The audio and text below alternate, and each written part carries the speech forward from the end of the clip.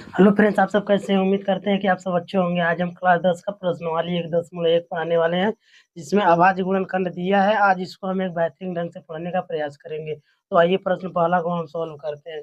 देखिए, निम्नलिखित संख्याओं को अभाज्य गुणनखंडों के गुणनफल के रूप में व्यक्त कीजिए। इसमें क्या दिया है? अभाज्य गुणनखंड दिया है, जिसको हमको क्या करना है? गुणनफलों के रूप में व्यक्त करना है। तो अभाज्य गुणनखंड क्या होता है? अभाज्य गुणनखंड का मतलब होता है कि कोई संख्या दिया है तो उसको हम क्या करेंगे? छोटे छोटे भाग में तोड़ेंगे, यानी उसका फैक्टर करेंगे। तो जैसे कि देखो, यहाँ पर 140 दिया है, तो प्रश्न पहला को हम सॉल्व करते हैं। देखिए, 100 140 को हम सोल्व करते हैं। देखिए, इसमें देखिए, अभाज्य गुणनखंड को हम दो तरह से सोल्व कर सकते हैं।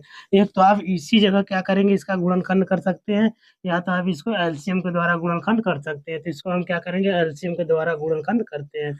और इसमें देखिए, कुछ बातों को हमको ध्यान देना होता है।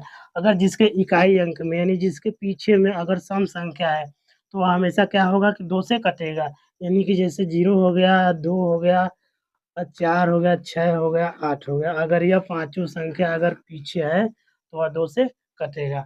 ठीक है, तो इसमें देखिए, पीछे क्या है? पीछे 0 है, तो इसको हम क्या करेंगे? 2 से काटते हैं। तो 2 से काटने का मतलब कि 2 से इसमें क्या कर देंगे? हम भाग दे देंगे। भाग देने का मतलब कि 140 का आधा करेंगे। तो यहाँ पर तो हम डायरेक्ट निकाल सकते हैं। 140 का आधा कितना होगा? यानी 14 को पहले काटेंगे तो 7 आएगा, और 0 है तो 0 आ जाएगा। ठीक है, देखिए, फिर पीछे 0 है, तो यानी इसको भी हम 2 से काटेंगे। तो जब 2 से काटेंगे तो सबसे पहले 7 को आप काटेंगे तो आसान रहेगा। तो 2 से पहले 7 को काटिए, तो 2 को 2 4, 2 तेईस 6, यानी कितना बार में गया? 3 बार में गया। तो 7 में से 6 कम हुआ तो 1 बचा, 1 आ जाएगा इसमें, तो हो जाएगा 10। तो 5 दूनी को हो गया 10।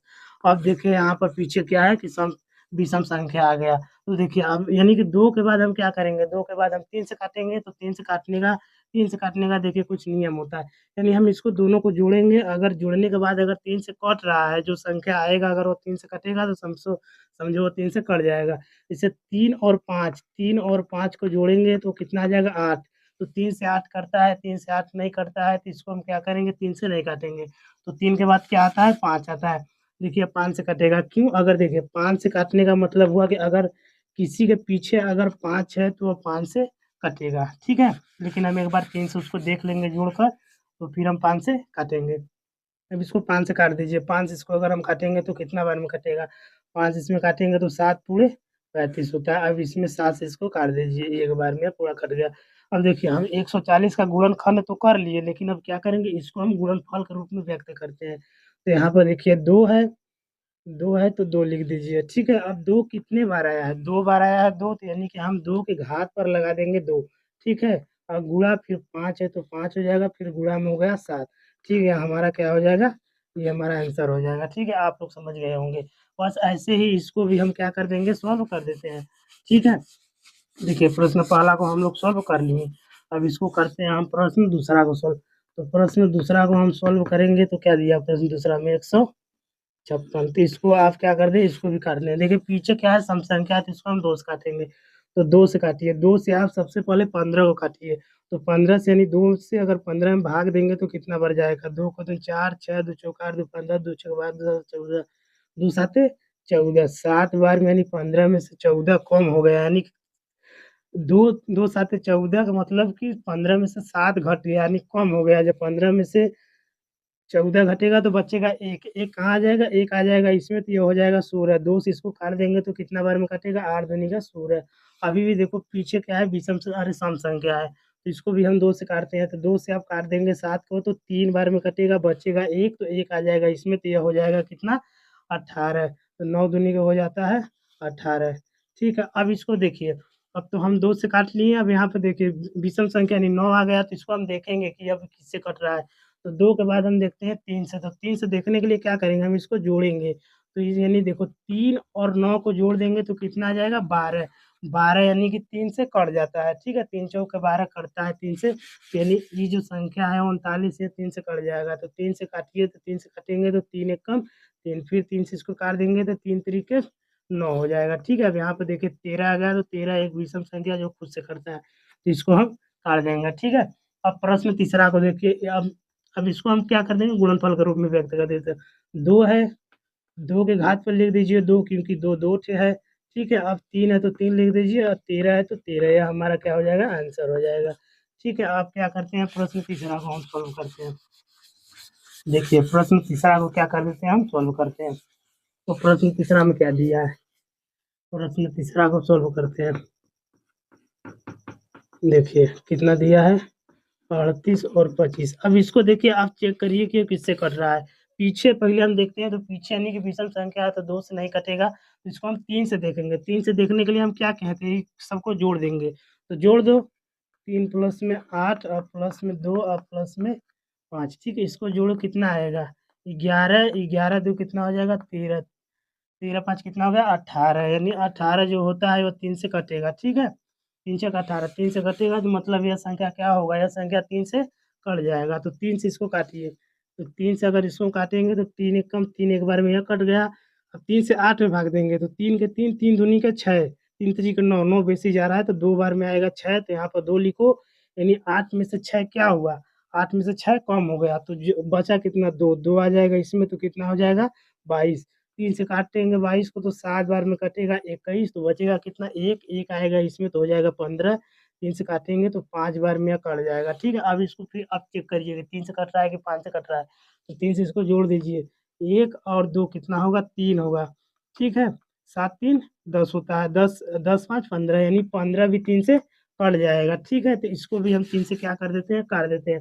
तो 3 से काटिए, 3 से सबसे पहले आप 12 को काटिए, तो 3 चौक क्या हो जाएगा, 12। फिर 3 से आप 7 को काटिए, 3 के 3, 3 दूनी का 6, यानी 2 बार में कटेगा तो बचेगा 1 1 आएगा इसमें तो हो जाएगा 15। 3 5 15। अब फिर एक बार देखिए कि ये 3 से कट रहा है कि नहीं, तो इसको आप जोड़ दीजिए, 4 2 6, 4 2 6, 6 5 कितना हो जाएगा, 11। यानी ये 3 से नहीं कटेगा, आप देख लीजिए 3 से नहीं कटेगा। ठीक है, 11 होता है ना, तो 3 से नहीं कटता है। अब देखिए पीछे 5 है तो 5 से कट जाएगा, 5 से इसको काट लीजिए। 5 से काटेंगे पहले कितना को, 42 को, 42 को काटेंगे 5 से तो कितना बार में कटेगा, 8 5 जे 40, यानी कि 42 में से 40 घट गया। ठीक है, 42 में से 40 घटेगा तो बचेगा कितना, 2। तो 2 किस में आ जाएगा, 5 में आ जाएगा तो हो जाएगा 25। तो 5 से 25 को काटेंगे तो 50 25 हो जाएगा। अभी देखिए क्या होगा, फिर 5 से एक बार इसको काटेंगे। ठीक है, 5 से काटेंगे सबसे पहले 8 को, तो 5 एक कम 5 आ जाएगा। ठीक है, इसमें से बचा कितना, यानी 5 खत्म हुआ तो बचा कितना, 3।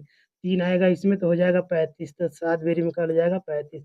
अब देखिए 17 है तो 17 को 17 से काट दीजिए। अब इसका गुणनफल के रूप में व्यक्त करते हैं, 3 2 6, यानी 3 के घात पर हो जाएगा 2। ठीक है, अब 5 है, 5 के घात पर भी हो जाएगा 2, 17 1 है तो 17 हो जाएगा। ठीक है, ये हो गया हमारा तीसरा का आंसर। अब प्रश्न क्या करते हैं, प्रश्न चौथा को सॉल्व करते हैं। ठीक है, आप लोग समझ रहे हैं ना, बस ऐसे ही सबको सॉल्व करना है। अब देखिए प्रश्न हम क्या करते हैं, प्रश्न अब करते हैं हम पाँचवा को सॉल्व। ठीक है, तो प्रश्न पाँचवा को सॉल्व करते हैं। प्रश्न पाँचवा में क्या दिया है, ठीक है इतना है। ठीक है, अब इसको हम सॉल्व करते हैं। देखिए 5 से सबसे पहले 3 से देखेंगे, तो 3 से देखने के लिए हम बता दिए कि उसको हम जोड़ देंगे, तो जब जोड़ेंगे तो 5 5 जोड़ेंगे तो कितना हो जाएगा, 10 हो जाएगा। मतलब ये 3 से नहीं कटेगा तो 5 से काट दीजिए। 5 से इसको काटेंगे सबसे पहले तो एक बार में कटेगा। ठीक है, 5 एक कम 5। अब 0 है, 2 उठे तो 2 0 डाल दीजिए, ये 1 है तो इसको काट दीजिए। ठीक है, अब देखिए 5 से अब नहीं कटेगा क्योंकि पीछे 1 है, 5 से नहीं कटेगा क्योंकि 5 के पहाड़ा में कहीं भी पीछे 1 नहीं होता है। अब 7 से देखेंगे, तो 7 से काटने के लिए क्या करेंगे, 7 से काटेंगे तो सबसे पहले किसको, 10 को काटते हैं, तो 7 एक कम 7। ठीक है, एक बार में काटा, बचा कितना, 3 3 आएगा इसमें तो हो जाएगा 30, तो 7 चौका 28 होता है।